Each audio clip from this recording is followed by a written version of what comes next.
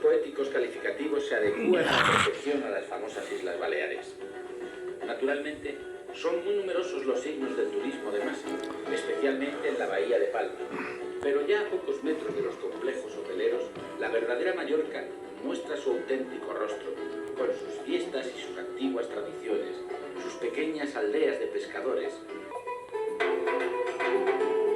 Las Islas Baleares está situada a la altura aproximada de Valencia, a unos 190 kilómetros de la península ibérica. Con sus 3.600 kilómetros cuadrados de extensión, Mallorca equivale a 1,5 veces la superficie de Luxemburgo. Su capital, Palma, es la sede del gobierno de la región autónoma de Mallorca, que marcha en cabeza de las 17 regiones españolas en cuanto a renta per cápita. La población de Mallorca asciende a 600.000 habitantes. El sector del turismo, la actividad económica más importante, pese a las oscilaciones estacionales, ocupa 2/3 de la población activa. A solo 2 horas de vuelo de Europa Central, el aeropuerto de Mallorca, uno de los más importantes aeropuertos de tránsito de Europa, registra un flujo de casi 400 vuelos diarios entre nacionales e internacionales. Alrededor de 80.000 turistas pasan por los controles aduaneros diariamente. Las formalidades de entrada son mínimas y se atienen a las disposiciones vigentes en la Unión Europea.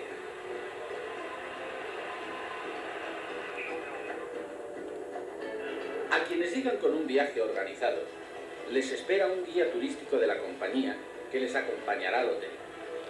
Las grandes compañías turísticas disponen incluso de sus propias oficinas de información en el vestíbulo del aeropuerto. Para quien viaje por cuenta propia, existen distintas modalidades de transporte, como por ejemplo el taxi. Los precios son fijos y están expuestos en un panel. Más baratos y generalmente cómodos son los autobuses de las líneas regulares que unen los principales centros turísticos. Las paradas de taxis y autobuses se encuentran en la salida del vestíbulo. No hay pérdida posible. Justo detrás, a pocos pasos, se halla el aparcamiento para coches de alquiler, cuyas oficinas se ubican en el interior del aeropuerto.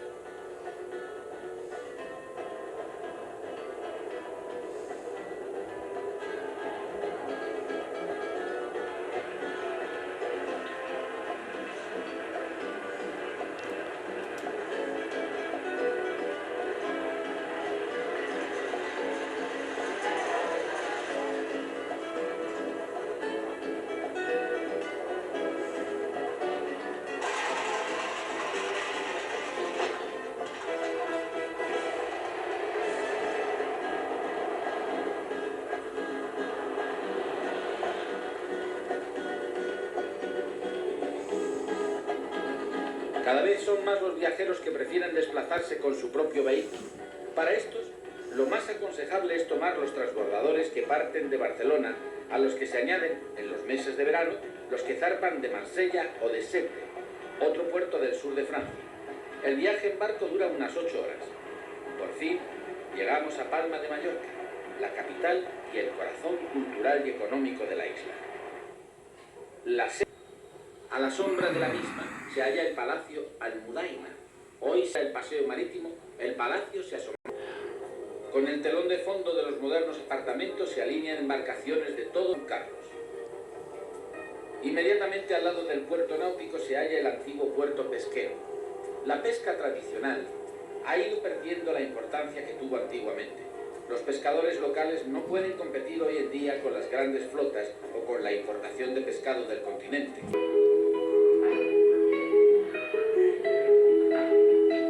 Si con todo nos vemos obligados a ello, es necesario adquirir en cualquier estanco un permiso temporal de aparcamiento y afrontar la visita al monasterio de San Francisco con la austera severidad de la fachada. El claustro representa el momento culminante de la visita. Los arcos ojivales bañados por el sol, sueño de unas vacaciones ideales. Sobre todo, no se hacía la ilusión a que la isla tiene mucho que ofrecer a sus visitantes, desde las calas apartadas a las aldeas de pescadores, pasando por un paisaje montañoso de sugestiva belleza y rico en senderos, por no hablar de sus tesoros artísticos de importancia mundial.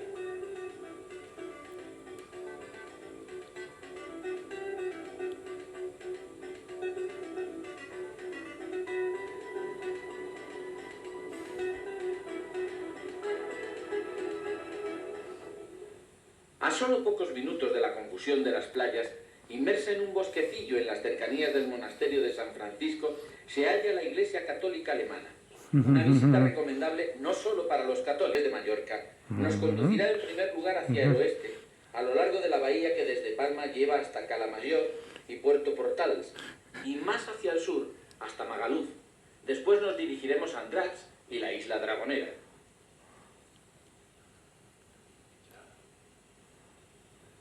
La localidad de Cala Major, al oeste de Palma,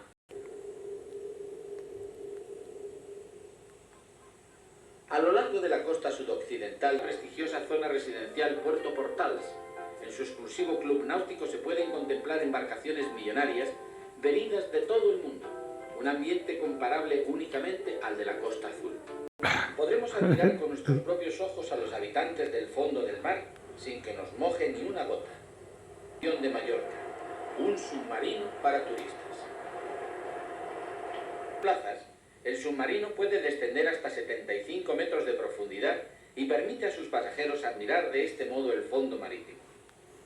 Una excursión de 2 horas en total que comprende 45 minutos de inmersión con el submarino Nemo I. Indicadores digitales nos señalan la profundidad, la temperatura del agua, la distancia del fondo marino y el tiempo de inmersión. Las malas lenguas afirman que son los mismos organizadores quienes crían la fauna del lugar para ofrecer a los visitantes un escenario especialmente rico. En todo caso, la inmersión, aunque no haya tiburones, supone una experiencia apasionante.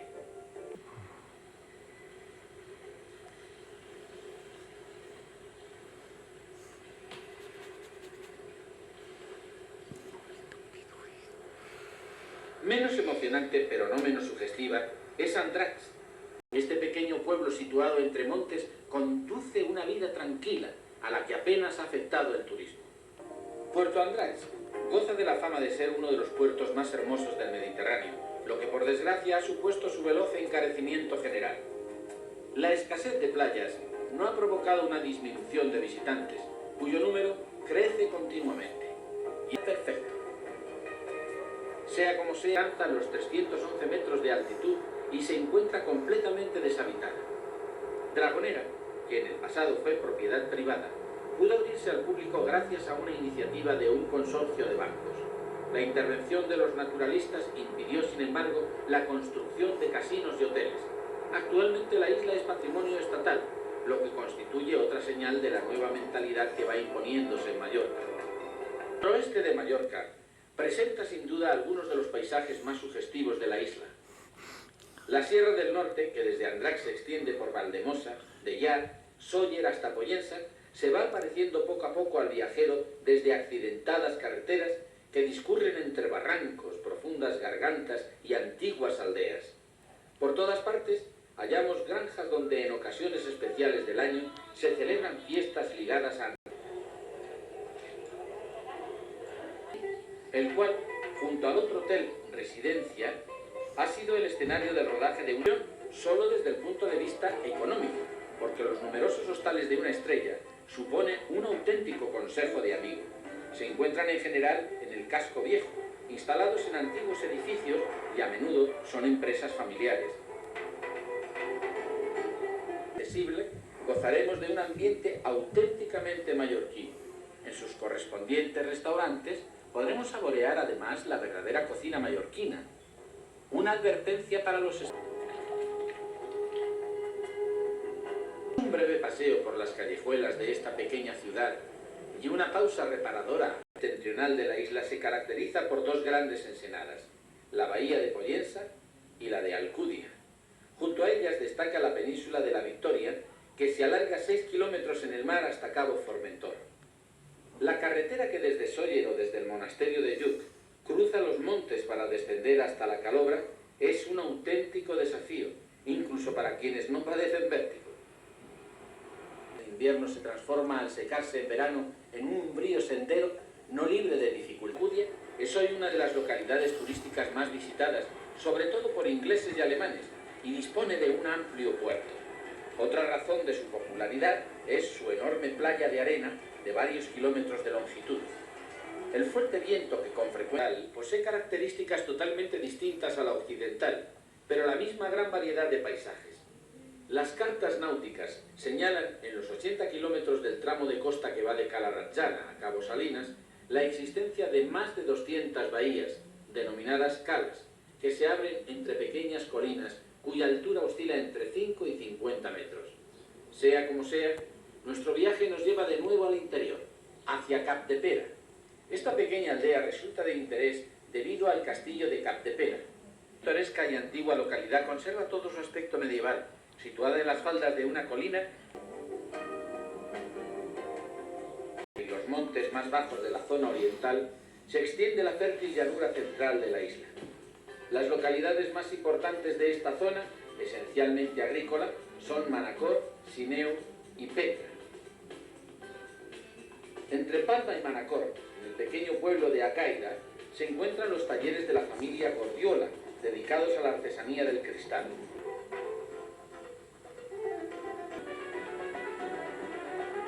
En los últimos años corren más de 3000 años de historia mallorquina. Una historia rica en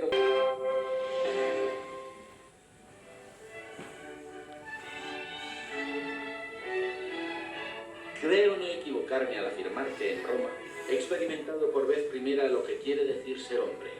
Sensaciones tan profundas y placenteras como las que viví durante mi estancia en Roma, no he vuelto a sentirlas jamás.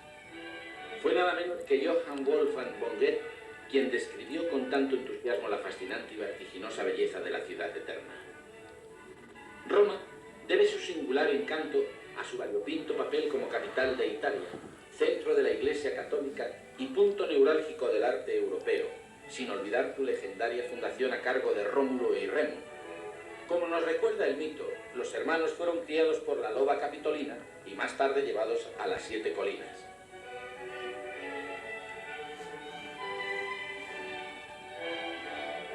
La imagen de la loba se convirtió en el símbolo de la ciudad. La fundación de Roma se remonta al año 753 a.C.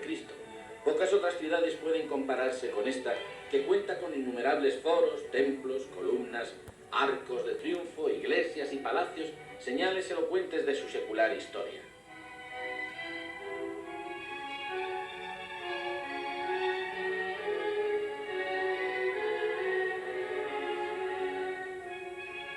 El perfil de Castel Sant'Angelo domina la ciudad.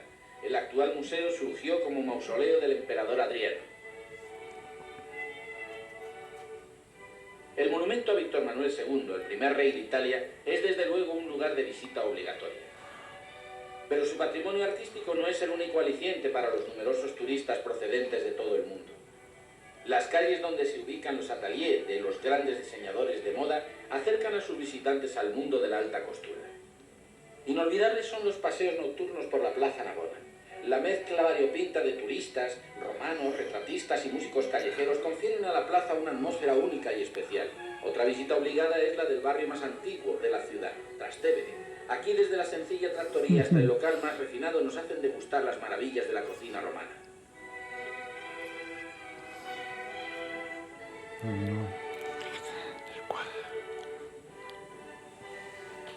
Roma nos ofrece también admirables ejemplos de la arquitectura de nuestros días.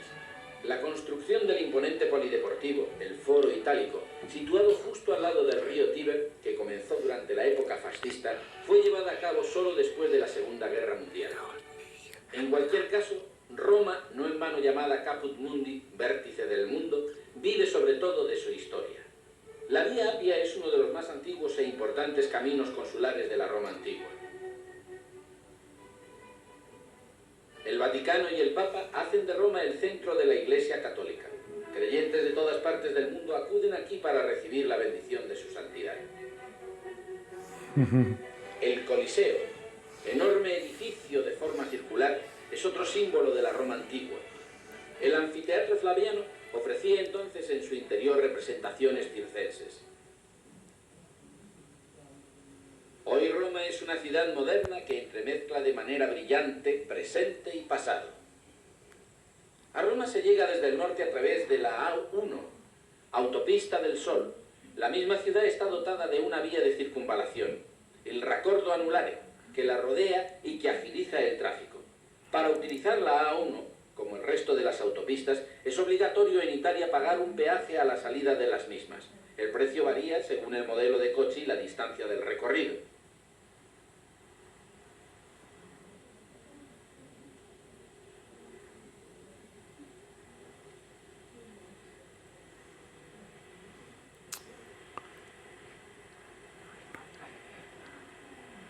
A través del raccordo anulare se puede llegar al centro de la ciudad, Azione Termini, la estación ferroviaria central.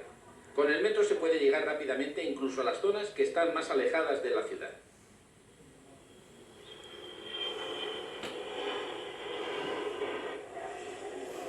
El Aeropuerto Internacional Leonardo da Vinci, de Fiumicino, está a unos 30 kilómetros de Roma. En él hay terminales tanto para vuelos nacionales como para internacionales.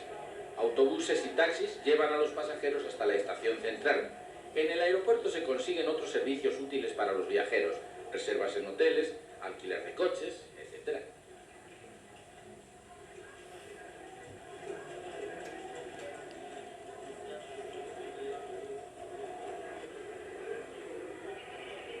La Stazione Termini es la estación central de Roma. Casi todos los tramos de la red de ferrocarriles italiana pasan por este punto. Los trenes internacionales acaban aquí su recorrido. En las instalaciones de la estación podemos obtener información acerca de hoteles, alquiler de coches, itinerarios por la ciudad, etc. La estación de autobuses de Roma está en la misma plaza de la estación Termini. Aquí, taxis y autobuses ofrecen transbordos para todos los barrios de la ciudad.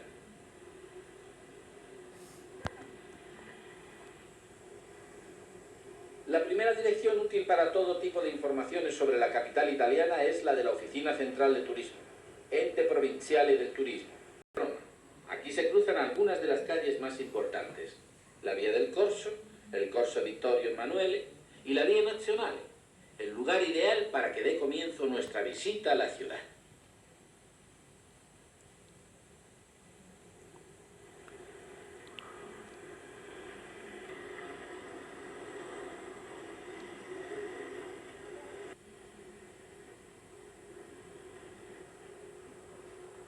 Desde la Piazza d'Aracoeli, situada a los pies de la colina, una columna la estatua de Rómulo y Remo, amamantados por la loba, el símbolo de la ciudad. Antes de ellos estuvieron aquí jefes galos y reyes númidas.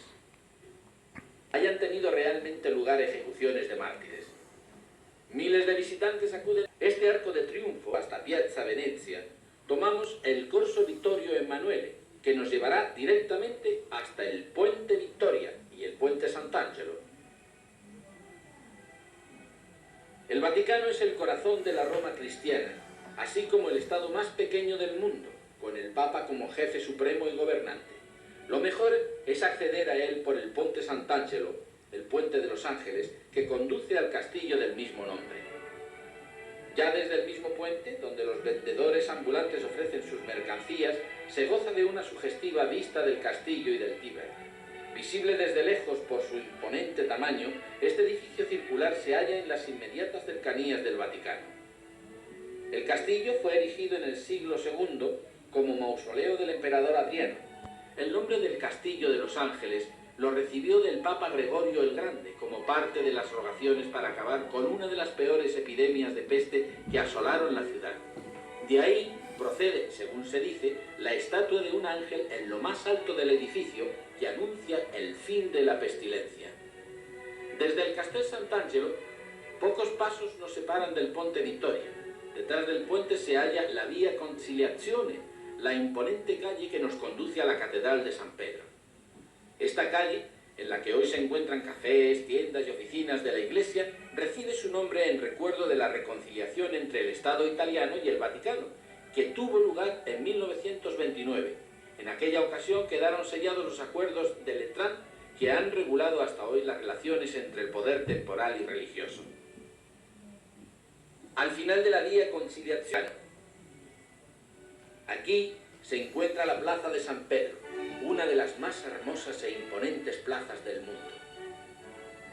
El gran artista Bernini, a quien Roma debe tantos monumentos, logró aquí su obra maestra: 284 columnas y 88 pilastras, la columnata, coronadas por 140 estatuas de santos a las que la contaminación ha dañado seriamente. Rodean la plaza, cuyo punto central queda señalado por un obelisco egipcio de Heliópolis. Dado que Roma es una de las mayores ciudades de peregrinaje del mundo, existe junto a la plaza de San Pedro una oficina de peregrinos. Se halla en la vía del Santo Oficio número 29 y da respuesta a cualquier cuestión que ataña a la vertiente eclesial de Roma.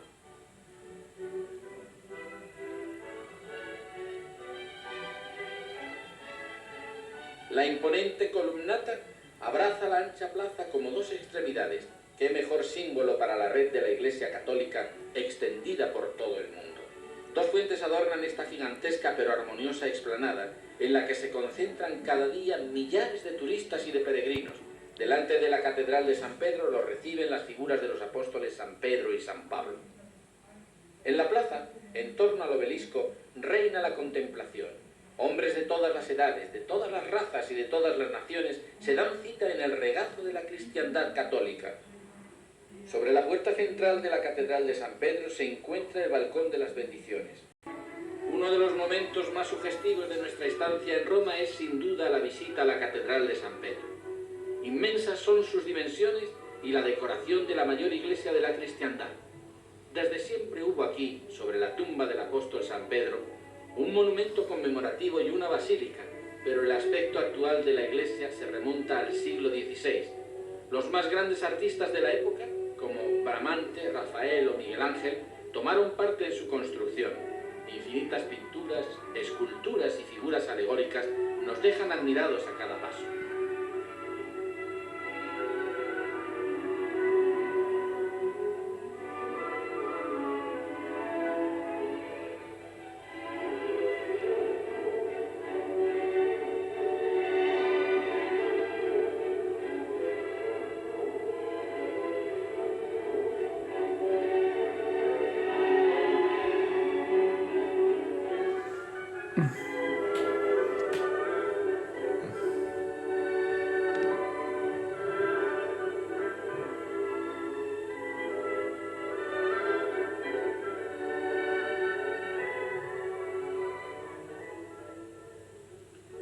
Bajo la imponente cúpula de la catedral se halla la tumba del apóstol San Pedro, el primer obispo de Roma cuyos sucesores han sido los papas.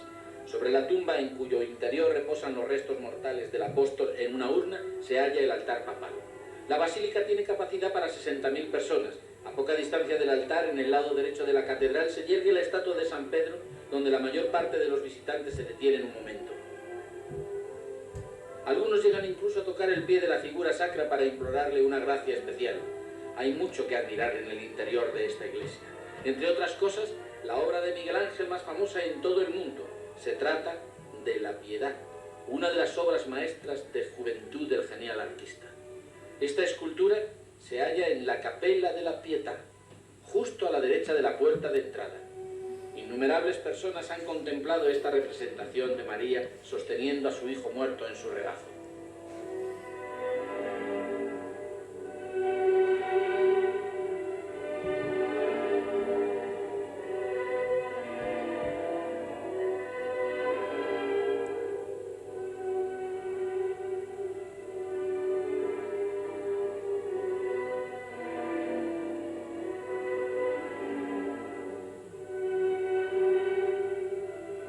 Desde el interior de la iglesia es posible subir hasta la balaustrada exterior de la cúpula. Desde aquí se contempla una vista inigualable de la plaza de San Pedro y de toda la ciudad. Dei Fiumi, una fuente coronada por un obelisco que representa a 4 ríos, el Nilo, el Ganges, el Danubio y el Río de la Plata, elegidos por el escultor Bernini como símbolo de los 4 continentes entonces conocidos, África, Asia, Europa y América. Una obra maestra del arte barroco que destaca incluso en el extraordinario conjunto de la plaza que la alberga. A ambos lados de la Piazza Navona se hallan otras 2 fuentes más pequeñas, Fontana de Nettuno y Fontana del Moro. Ni una ni otra pueden competir con la gran fuente de los 4 ríos, pero nos consiguen seducir pese a todo por su gracia y ligereza. Piazza Navona es una de las plazas más características de la Roma barroca, continuamente animada por el ir y venir de romanos y de turistas. Todavía hoy se puede reconocer en el perfil de las iglesias y palacios que rodean la plaza la forma alargada del estadio que en la antigüedad el emperador Domiciano ordenó levantar aquí, en el que se celebraban batallas navales y carreras de caballos. Hoy en día esta piazza, y mayores, es Piazza de la Rotonda. En ella se levanta el gigantesco Panteón. A pocos pasos del Panteón nos hallamos ya en Vía del Corso. 1,5 kilómetros mide esta lujosa calle que une Piazza Venezia con Piazza del Popolo. Se trata de la calle más eminentemente comercial de Roma, por lo que una constante animación circunda los antiguos y nuevos edificios que se levantan en ambas aceras. La columna que se levanta en ella se asemeja a la columna de Trajano y fue erigida por deseo del emperador Marco Aurelio. Justo al lado de esta plaza se halla Vía Sabini, que nos conduce directamente a la Fontana de Trevi. Costumbre, casi convertida en obligación, de arrojar en ella una moneda que se supone es garantía de un futuro regreso a la ciudad eterna. La moneda se arroja de espaldas a la fuente, con la mano derecha por encima del hombro izquierdo. El Ayuntamiento de Roma no ve con excesiva simpatía tal costumbre, debido a los notables desperfectos que origina en la fuente.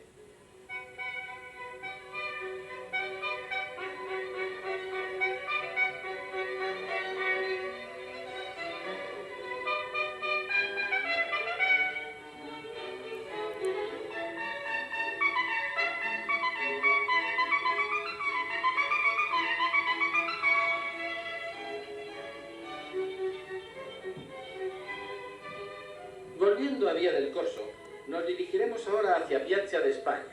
En el camino nos toparemos en la acera derecha con algunas de las más elegantes y exclusivas tiendas de toda Roma. Aquí se encuentra todo lo que se pueda desear, siempre que no pretendamos pagar con moneda suelta, naturalmente.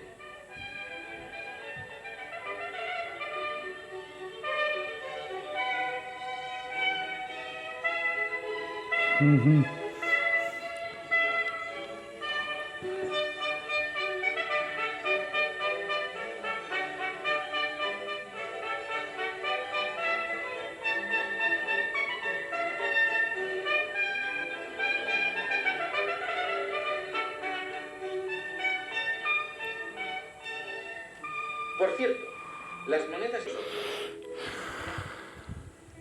Casi de repente se abre ante nuestros ojos, entre las hileras de casas, la más famosa plaza de Roma, visitada por turistas de todo el mundo, Piazza de España.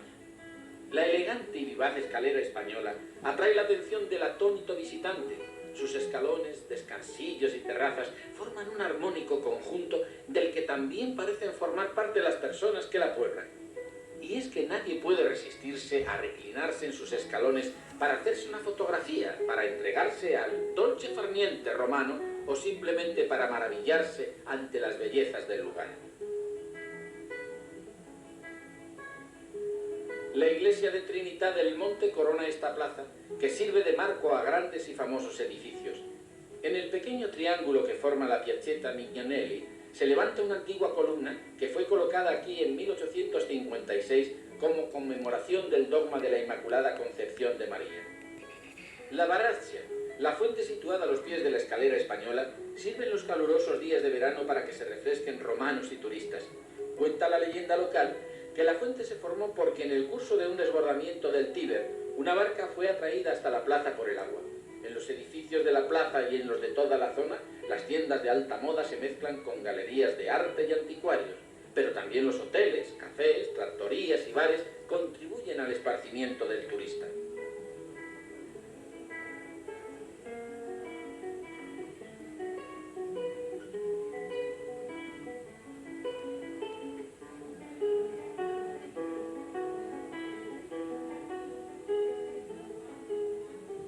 Volviendo a Vía del Corso, en dirección a Piazza del Popolo, encontramos a nuestra izquierda el imponente mausoleo de Augusto.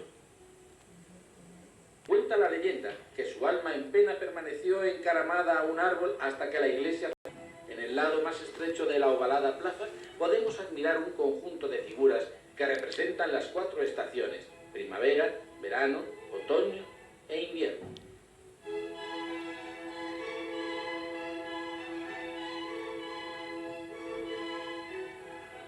Desde Piazza del Popolo Llegamos tras una no muy empinada cuesta al Parque Pincio. Desde aquí el visitante puede contemplar la ciudad del Tíber a sus pies. Una visita a este lugar al atardecer se convierte en una experiencia inolvidable. Este parque fue formado el siglo pasado uniendo los jardines de una serie de antiguas familias romanas, entre ellos los Pincis, de los que recibió su nombre. Hoy es un frecuentado lugar de esparcimiento para los romanos, que hoy se pueden contemplar en el Museo y Galería Borghese. En las cercanías del parque se llenan enseguida de fieles y peregrinos de Roma y de todo el mundo que desean tomar parte en las funciones religiosas. En su punto central se encuentra el altar mayor. En él se custodia el pesebre de Belén, o más bien, lo que se tiene por tal. Entre las capillas del lado izquierdo y de la iglesia destaca el altar principal, sobre el que se encuentra uno de los cuadros marianos más venerados y visitados de toda Roma. Se le denomina Maria Salus Populi Romani, María Salvación del pueblo romano. La leyenda atribuye este cuadro al propio evangelista San Lucas. Destaca también en Santa María Maggiore el batisterio, debido a la particularidad de su pila bautismal que nos recuerda los orígenes de este sacramento. La pila bautismal se deriva en efecto de la primitiva tradición cristiana por la que los nuevos fieles se introducían en enormes pilones llenos de agua en cuyo centro se sumergían. De ello han llegado hasta hoy las actuales pilas bautismales, versiones reducidas de las antiguas.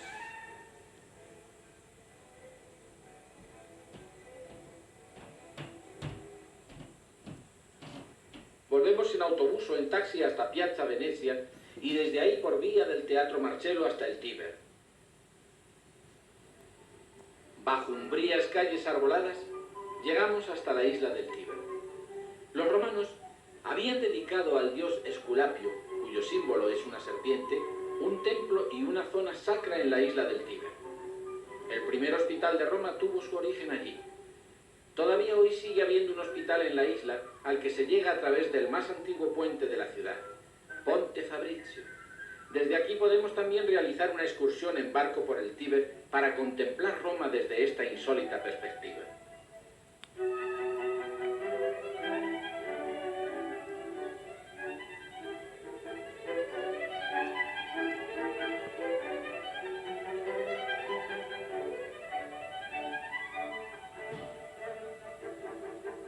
Esta zona de la ciudad puede visitarse también en carro de caballos.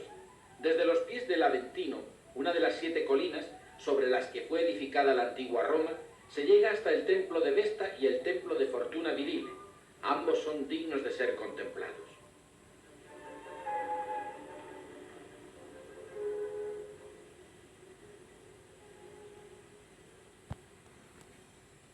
La Piazza Bocca della Verità. Allí se alza en la zona del antiguo mercado la iglesia Santa María in Cosmedin. Llegamos de nuevo a Porta San Paolo y por la vía Marmorata nos dirigimos hacia el Tíber. El Ponte Sublicio conduce directamente desde ahí hasta el Trastevere. Un paseo y una cena en el Trastevere tal vez sea la mejor manera de culminar una jornada romana. Disfrutar de una pequeña estancia en la playa.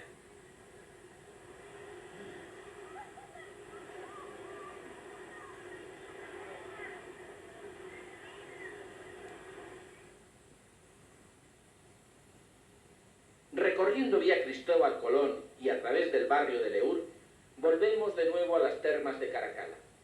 Desde aquí, enlazamos con la vía Porta Sebastián, que conduce directamente a la vía Appia Antica. Los conducen a los pequeños nichos. En estos se depositaba a los muertos en pequeños sepulcros que se cerraban herméticamente.